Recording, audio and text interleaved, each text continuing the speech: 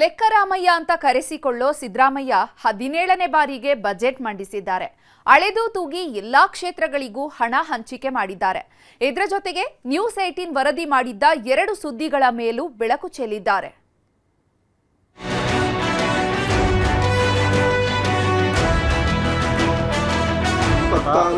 ಸಾಲಿನ ಆಯವ್ಯಯ ಅಂದಾಜು ಮಂಡಿಸುವುದು 2026-27ನೇ ಸಾಲಿನ ಬಜೆಟ್ ಗಾತ್ರವನ್ನ ಮುಖ್ಯಮಂತ್ರಿ ಸಿದ್ದರಾಮಯ್ಯ 4,48,000 ಕೋಟಿಗೆ ಮುಟ್ಟಿಸಿದ್ದಾರೆ. ಜೊತೆಗೆ ಈ ವರ್ಷ 1,32,000 ಕೋಟಿ ಸಾಲ ಮಾಡುವುದಕ್ಕೂ ನಿರ್ಧರಿಸಿದ್ದಾರೆ. ಬಜೆಟ್ ಲೆಕ್ಕವನ್ನು ಸರಿದೂಗಿಸಲು ಸಾಲ ಮಾಡುವುದಷ್ಟೇ ಅಲ್ಲ, ಮದ್ಯಪ್ರಿಯರ ಜೇಬಿಗೂ ಕತ್ತರಿ ಪ್ರಯೋಗಿಸಲು ಮುಂದಾಗಿದೆ. ಇದಕ್ಕಾಗಿ ಸರ್ಕಾರ ಮದ್ಯ ಉತ್ಪಾದಕರಿಗೆ ದರ ಏರಿಕೆಯ ಸ್ವಾತಂತ್ರ್ಯವನ್ನ ನೀಡಿ ಜಾಣ ಹೆಜ್ಜೆ ಇಟ್ಟಿದೆ. ಶೀಘ್ರದಲ್ಲೇ ಮದ್ಯದ ದರ ಏರಿಕೆಗೆ ಸರ್ಕಾರ ಸಿದ್ಧತೆ ಮಾಡಿಕೊಂಡಿದೆ. ಆದರೆ ದರ ಏರಿಕೆಯ ನಿರ್ಧಾರ ಉತ್ಪಾದಕರಿಗೆ ಸರ್ಕಾರ ಬಿಟ್ಟುಕೊಟ್ಟಿದೆ. ಜಾಗತಿಕ ಮಟ್ಟದ ಮದ್ಯದ ಅಂಶ ಆಧರಿಸಿ ತೆರಿಗೆ ಹಾಕಲು ನಿರ್ಧರಿಸಿದ್ದು 2026 ಮದ್ಯದ ಅಂಶ ಪರಿಗಣಿಸಿ ಅಬಕಾರಿ ಸುಂಕ ನಿಗದಿ ಮಾಡಲಿದೆ. ಅಂದ್ರೆ ರಮ್, ಜಿನ್, ವೈನ್, ಬ್ರ್ಯಾಂಡಿ, ಬಿಯರ್ಗಳಲ್ಲಿ ಎಷ್ಟು ಪ್ರಮಾಣದ ಆಲ್ಕೋಹಾಲ್ ಪರ್ಸೆಂಟೇಜ್ ಇರುತ್ತೋ ಅದರ ಮೇಲೆ ಸುಂಕ ಹೆಚ್ಚಳ ಆಗಲಿದೆ. ಕಳೆದ ವರ್ಷ ಅಬಕಾರಿ ಇಲಾಖೆಗೆ 36,492 ಕೋಟಿ ರೂಪಾಯಿ ಆದಾಯ ಸಂಗ್ರಹವಾಗಿತ್ತು. ಈ ಸಲ 45,000 ಕೋಟಿ ಆದಾಯ ಸಂಗ್ರಹದ ಗುರಿ ಇಟ್ಕೊಂಡು ಸರ್ಕಾರ ಈ ನಿರ್ಧಾರ ಮಾಡಿದೆ. ಇದರ ಮಧ್ಯೆನೇ ಮುದ್ರಾಂಕ ನೋಂದಣಿ ಇಲಾಖೆಯ ಆದಾಯ ಸಂಗ್ರಹವನ್ನ 29,000 ಕೋಟಿಗೆ ಹೆಚ್ಚಿಸಬೇಕು.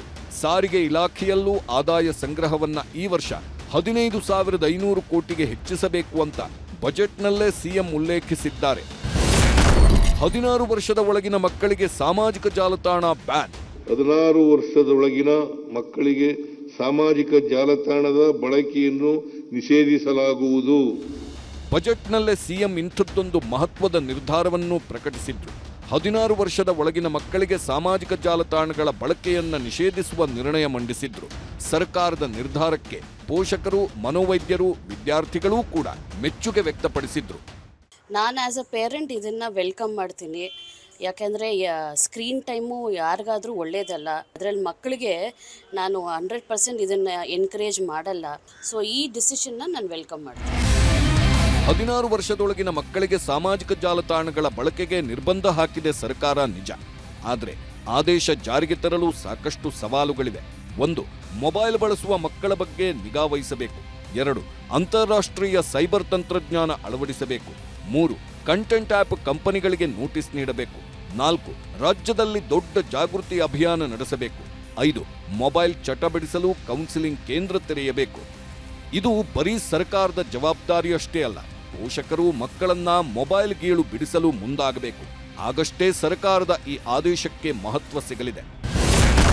ಕಾಲೇಜುಗಳಲ್ಲಿ ಸ್ಟೂಡೆಂಟ್ಸ್ ಎಲೆಕ್ಷನ್ ಘೋಷಣೆ. ರಾಜ್ಯದ ಕಾಲೇಜುಗಳಲ್ಲಿ ವಿದ್ಯಾರ್ಥಿ ಚುನಾವಣೆಗಳನ್ನು ನಡೆಸುವುದಾಗಿ ಸಿಎಂ ಸಿದ್ದರಾಮಯ್ಯ ಬಜೆಟ್ನಲ್ಲೇ ಘೋಷಿಸಿದ್ದಾರೆ. ವಿದ್ಯಾರ್ಥಿಗಳಲ್ಲಿ ನಾಯಕತ್ವ,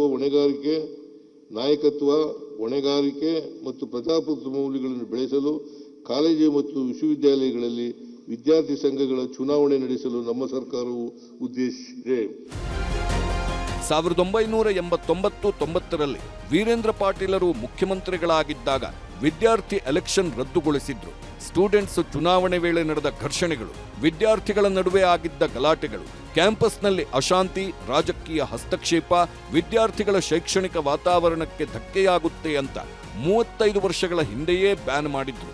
ಆದರೆ ರಾಜಕೀಯಕ್ಕೆ ಹೊಸ ಪೀಳಿಗೆ, ಬಿಸಿ ರಕ್ತದವರು ಬರಬೇಕು. ಅದಕ್ಕೆ ಮತದಾನದ ಮಹತ್ವ, ಸಂವಿಧಾನಾತ್ಮಕ ಮೌಲ್ಯಗಳನ್ನು ಯುವಜನತೆಗೆ ತಿಳಿಸಬೇಕು ಅಂತ ರಾಹುಲ್ ಗಾಂಧಿ ಪತ್ರ ಬರೆದಿದ್ರು. ಹೀಗಾಗಿ ಕಾಲೇಜ್ಗಳಲ್ಲಿ ಸ್ಟೂಡೆಂಟ್ಸ್ ಎಲೆಕ್ಷನ್ ನಡೆಸಲು ಸರ್ಕಾರ ತೀರ್ಮಾನಿಸಿದೆ. ಬೀದಿನಾಯಿ ಹಾವಳಿ ತಡೆ ಬಗ್ಗೆ ನ್ಯೂಸ್ 18 ಅಭಿಯಾನಕ್ಕೆ ಸ್ಪಂದನೆ. ರಾಜ್ಯದಲ್ಲಿ ಬೀದಿನಾಯಿಗಳ ಹಾವಳಿಗೆ ಮಕ್ಕಳಿಂದ ವೃದ್ಧರವರೆಗೂ ನಲುಗಿ ಹೋಗ್ತಿದ್ದಾರೆ. ರಾಜ್ಯದಲ್ಲಿ ಬೀದಿನಾಯಿಗಳ ದಾಳಿ ಆಗ್ತಿರೋದ್ಯಾಕೆ, ನಿಯಂತ್ರಣ ಹೇಗೆ ಮಾಡಬೇಕಂತ ನ್ಯೂಸ್ 18 ಕನ್ನಡ ವಿಸ್ತೃತ ವರದಿ ಮಾಡಿ ಸರ್ಕಾರದ ಗಮನ ಸೆಳೆದಿತ್ತು. ಈಗ ಬಜೆಟ್ನಲ್ಲಿ ಬೀದಿನಾಯಿಗಳ ನಿಯಂತ್ರಣಕ್ಕೆ ಬೆಂಗಳೂರು ಹಾಗೂ ಬೀದರ್ನಲ್ಲಿ ಶ್ವಾನ ಸಂತಾನ ನಿಯಂತ್ರಣ ತರಬೇತಿ ಕೇಂದ್ರ ತೆರೆಯುವುದಾಗಿ ಘೋಷಿಸಿದ್ದಾರೆ. ಇಲ್ಲಿ ಪಶುವೈದ್ಯರು ಮತ್ತು ಪಶುವೈದ್ಯಕೀಯ ವಿದ್ಯಾರ್ಥಿಗಳಿಗೆ ಉನ್ನತ ಮಟ್ಟದ ತಾಂತ್ರಿಕ ತರಬೇತಿ ನೀಡಲು ನಿರ್ಧಾರ ಮಾಡಲಾಗಿದೆ. ನ್ಯೂಸ್ 18ನಿಂದ ಸರ್ಕಾರಿ ಶಾಲೆ ಉಳಿಸಿ ಅಭಿಯಾನ. ಬರೋಬ್ಬರಿ 690 ಕೋಟಿ ಅನುದಾನ ಘೋಷಣೆ. ರಾಜ್ಯಾದ್ಯಂತ ಸರ್ಕಾರಿ ಶಾಲೆಗಳ ಅಭಿವೃದ್ಧಿಯನ್ನೇ ಸರ್ಕಾರ ಮರೆತು ಬಿಟ್ಟಿತ್ತು. ಆದರೆ ನ್ಯೂಸ್ 18 ಕನ್ನಡ ಸುಮ್ಮನಿರಲಿಲ್ಲ. ಕುಸಿದು ಬೀಳುವ ಹಂತ ತಲುಪಿದ ಶಾಲೆಗಳ ಬಗ್ಗೆ ನ್ಯೂಸ್ 18 ನಿರಂತರ ವರದಿ ಮಾಡಿತ್ತು. ನ್ಯೂಸ್ 18 ಕಾಳಜಿ ವರದಿ ದೊಡ್ಡ ಇಂಪ್ಯಾಕ್ಟ್ ಆಗಿದೆ. ಬಜೆಟ್ನಲ್ಲೇ ಸರ್ಕಾರಿ ಶಾಲೆಗಳ ಅಭಿವೃದ್ಧಿಗೆ ಒಟ್ಟು 690 ಕೋಟಿ ರೂಪಾಯಿ ಅನುದಾನ ಘೋಷಿಸಿದ್ದಾರೆ ಸಿಎಂ. ಸಾಲಿನಲ್ಲಿ ಇನ್ನೂ 100 ಶಾಲೆಗಳನ್ನು 400 ಕೋಟಿ ರೂಗಳ ವೆಚ್ಚದಲ್ಲಿ ಇದೇ ಮಾದರಿಯಲ್ಲಿ ಉನ್ನತೀಕರಿಸಲಾಗುವುದು. ಇದಿಷ್ಟು ಮುಖ್ಯಮಂತ್ರಿ ಸಿದ್ದರಾಮಯ್ಯ ಬಜೆಟ್ನ ಪ್ರಮುಖಾಂಶಗಳು. Bureau report, news 18.